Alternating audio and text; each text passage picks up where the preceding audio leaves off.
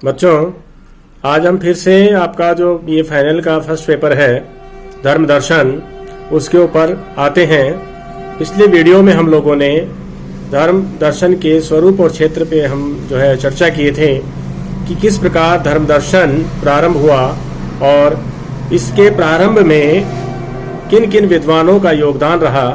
जैसे ह्यूम की चर्चा करते हैं, हेगेल की करते हैं, कांट की क्रिटिक्स की करते हैं। तो उन्होंने जो है धर्म दर्शन की एक रूपरेखा तैयार करी, अपने अपने ग्रंथों के माध्यम से धर्म दर्शन को परिभाषित किया। उसी को आगे बढ़ाते हुए आज हम करेंगे धर्म की परंपरागत परिभाषा। तो धर्म की जो परंपरागत परिभाषा वह है जिसमें अपने से परे किसी शक्ति के प्रति मानव श्रद्धा के द्वारा अपनी संवेगात्मक आवश्यकताओं की पूर्ति करके जीवन में स्थिरता प्राप्त करता है और इस स्थिरता को वह उपासना और सेवा में अभिव्यक्त करता है। तो ये जॉर्ज गैलोवे की परिभाषा है जो कि अपनी पुस्तक फिलॉसफी ऑफ रिलीजन में देते हैं। ठीक है ना। इसी प्रकार से जो है हम धर्म की एक समकालीन परिभाषा भी जो है विद्वान लोग उसकी बताते हैं कि समकालीन परिभाषा में क्या क्या चीजें होनी चाहिए। तो समकालीन परिभाषा देते हैं विलियम कैनिक और ब्लेक स्टोन। ठीक है। तो समकालीन परिभाषा में क्या है कि धार्मिक विश्वास वह है जो किसी निष्ठा के विषय के प्रति संपूर्ण आत्मबंधन के आधार पर जीवन की समस्याओं की ओर सर्वव्यापक रीति से व्यक्ति को प्रेरित करे। अर्थात किसी भी निष्ठा के विषय के प्रति आत्मबंधन के आधार पर कि इसमें आत्मा के साथ आप जुड़ते हैं, जीवन की समस्याओं की ओर सर्वव्यापक रीति से व्यक्ति को प्रेरित करे। ठीक है, ये इसकी समकालीन परिभाषा। और अब हम देखेंगे कि धर्म की जो है एक सर्वमान्य परिभाषा भी होनी चाहिए। वो क्या है कि धर्म वह सर्वव्यापी अभिवृत्ति है जो अलौकिक आदर्शपूर्ण विषय के प्रति आस्था पर आधारित होती है और जिसके प्रति आत्मबंधन तथा वचनबद्धता उपासना और समाधि के द्वारा अभिव्यक्त होती है ना। तो ये जो है सर्वमान्य परिभाषा है कि एक अलौकिक और आदर्शपूर्ण विषय के प्रति आस्था पर आधारित होती है, अलौकिक है ना, और जो कि आदर्श होता है हमारा और जिसमें आत्मबंधन होती है, वचनबद्धता होती है और उपासना और समाधि भी संयुक्त होती है।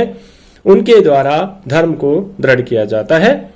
इसी प्रकार हम देखें तो क्या निष्कर्ष निकल करके आता है धर्म का कि धर्म में इस परिभाषा में किसी न किसी अलौकिक आदर्शपूर्ण तत्व का रहना अनिवार्य है। जब तक इसमें अलौकिक आदर्शपूर्ण तत्व नहीं होगा लोग उससे धर्म से नहीं जुड़ेंगे। जैसे ईश्वर, भगवान, आराध्य, ब्रह्म समाज, आर्य समाज इत्यादि आदर्शपूर्ण तत्व हैं इन सभी में। तो ये अलौकिक आदर्शपूर्ण तत्व धर्म को जोड़ता है।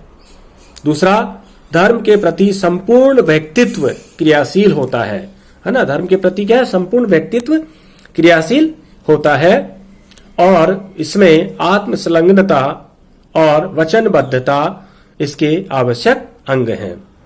इन शब्दों के आधार पर धर्म में भाव क्रियात्मकता, संज्ञानात्मकता अवियोज्य रूप में पाए जाते हैं।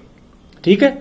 तो इसमें क्या है कि व्यक्ति का संपूर्ण व्यक्तित्व इसमें क्रियाशील होता है कि एक पक्ष व्यक्तित्व का एक पक्ष क्रियाशील नहीं होता, संपूर्ण व्यक्तित्व क्रियाशील होता है और इसमें आत्मसंलग्नता और वचनबद्धता इसके आवश्यक अंग हैं। इसी प्रकार तीसरी इसमें क्या बात है कि इसमें समाज और व्यक्ति दोनों धर्म व्यापार में पाए जाते हैं। कि धर्म जो होगा जिसमें ना केवल समाज होगा, ना केवल व्यक्ति होगा, अपितु दोनों ही इस धर्म व्यापार में संयुक्त रहते हैं। चौथा पॉइंट क्या है कि धर्म समाधि मूलक अर्थात जैन धर्म और बौद्ध धर्म ये समाधि मूलक धर्म है।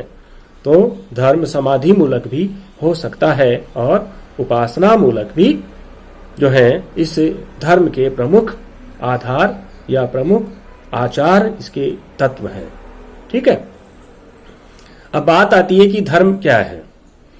सामान्यतः हम देखें तो धर्म की उत्पत्ति धी नामक धातु से हुई है, जिसका अर्थ है धारण करना। महाभारत में भी कहा गया है, जो समाज को धारण करे वही धर्म है। धर्म मनुष्य का वह स्वभाव है जो संपूर्ण मानव समाज को परस्पर संगठित रखता है। ठीक है ना। तो जो समाज को धारण करे, ये नहीं कि समाज को तोड़े या समाज को जो है विखंडित करे, अपितु जो समाज को धारण करे वही धर्म है। जो धारण करने योग्य है उसी को धर्म कहा है। धर्म मनुष्य का वह स्वभाव है जो संपूर्ण मानव समाज को परस्पर संगठित रखता है, न कि उसको जो है ये कहें कि तोड़ करके रखता है, अपितु संगठित जोड़ने का काम करता है। महर्षि कणाद, आप जानते होंगे, वैशेषिक दर्शन के प्रवर्तक हैं, के अनुसार धर्म वह है जो मनुष्य की सर्वांगीण उन्नति तथा उसके कल्याण में सहायक हो। तो धर्म जो है वो मनुष्य की उन्नति करता है, उन्नति में बाधक नहीं है, कल्याण में सहायक है, कल्याण में बाधक नहीं है।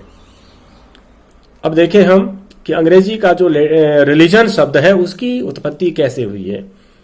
रिलीजन की उत्पत्ति लैटिन भाषा के रिलीगियर शब्द से हुई है, जिसका अर्थ है बांधना। अर्थात धर्म मनुष्य एवं ईश्वर को संबंधित करता है, साथ ही धर्म मनुष्य को भी परस्पर संगठित रखता है। सीधा सा रिलीगियर शब्द से हुई है, जिसका अर्थ है बांधना। अर्थात धर्म मनुष्य को बांध कर रखता है, धर्म मनुष्य और ईश्वर को संबंधित करता है और परस्पर मनुष्यों को भी संगठित रखता है।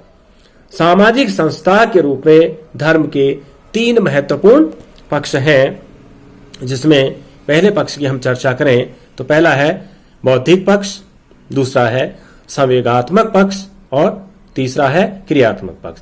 किसी भी धर्म में ये 3 पक्ष होते हैं कि धर्म का बौद्धिक पक्ष, उसकी संवेगात्मक या भावनात्मक पक्ष और तीसरा क्रियात्मक पक्ष, जिसके अंतर्गत कोई भी धार्मिक व्यक्ति विभिन्न क्रियाओं के द्वारा, विभिन्न आचरण के द्वारा उस धर्म को अभिव्यक्त करता है।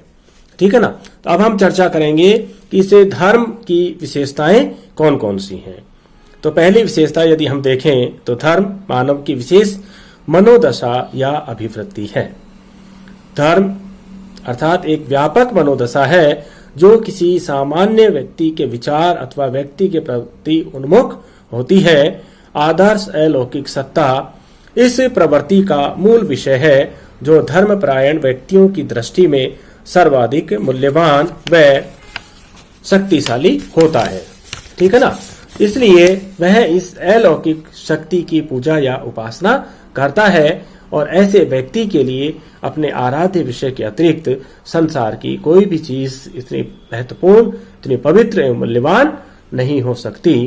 इसलिए वह आराध्य विषय को शक्तिशाली मानने का विश्वास उसे अपने जीवन में महत्वपूर्ण संबल प्रदान करता है, जिस पर वह सदैव निर्भर रहता है। ऐसा व्यक्ति उस पर सदैव समर्पित रहता है और उस अलौकिक शक्ति की उपासना या पूजा करता रहता है ना। तो बड़ी महत्वपूर्ण विशेषता कि धर्म जो है एक विशेष मनोदशा या अभिवृत्ति है और इस विशेष मनोदशा या अभिवृत्ति के अंतर्गत धार्मिक व्यक्ति उस अलौकिक शक्ति की पूजा उपासना करता है और आराध्य विषय के अतिरिक्त संसार की कोई भी चीज इतनी महत्वपूर्ण मूल्यवान नहीं हो सकती। इसलिए वह आराध्य विषय को शक्तिशाली मानने का विश्वास और अपने जीवन में महत्वपूर्ण उसको संबल प्रदान करता है। ठीक है ना।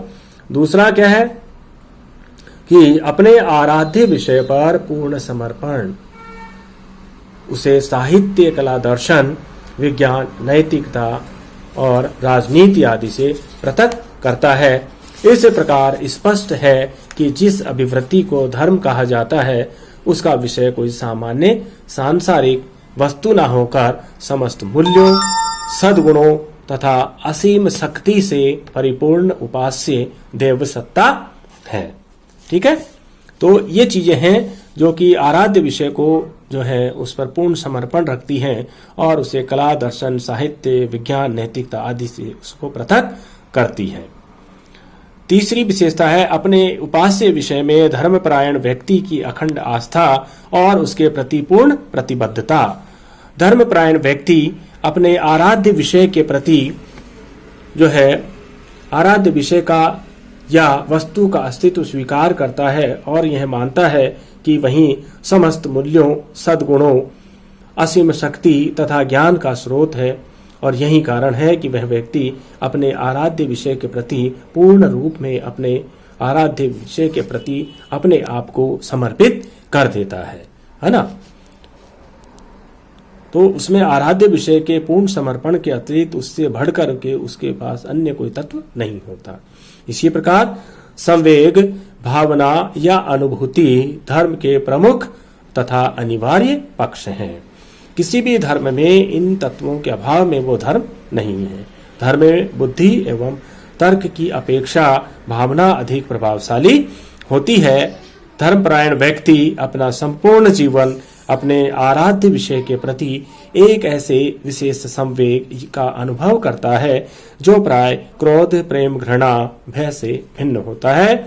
इस संवेग में उपास्य विषय के प्रति गहन श्रद्धा, सम्मान, प्रेम तथा भय भी मिश्रित रूप में विद्यमान होते हैं और यह संवेग धर्म का मूल होता है, जिसके अभाव में धर्म के अस्तित्व की कल्पना भी निर्मूल हो जाती है।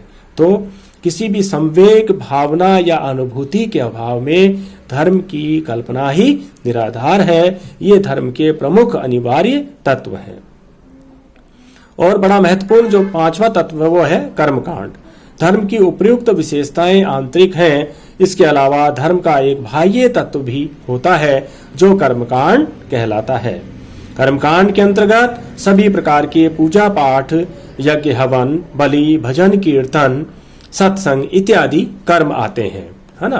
मानव के व्यवहारिक जीवन में इन कर्मकांडों के माध्यम से ही धार्मिक भावना अभिव्यक्त होती है। अतः कर्मकांड भी धर्म का महत्वपूर्ण अंग है। इस प्रकार एक धर्म के अंतर्गत उपयुक्त सभी विशेषताओं को शामिल किया गया है तथा इन मूल तत्वों के आधार पर ही धर्म की जो है स्वरूप उसको समझा जा सकता है। इस प्रकार से आप जो है इन सभी तत्वों का पूरी जो है तन्मयता से इनका अध्ययन करें और इनको समझें तो आप समझेंगे कि धर्म जो है एक सर्वांगपूर्ण अभिवृत्ति है, जिसमें धर्म के का कोई एक निश्चित तत्व नहीं है, अपितु उसमें अनेक तत्वों की उसमें समावेश है, जिनसे मिलकर के धर्म का स्वरूप तैयार होता है। आज बस इतना ही। धन्यवाद।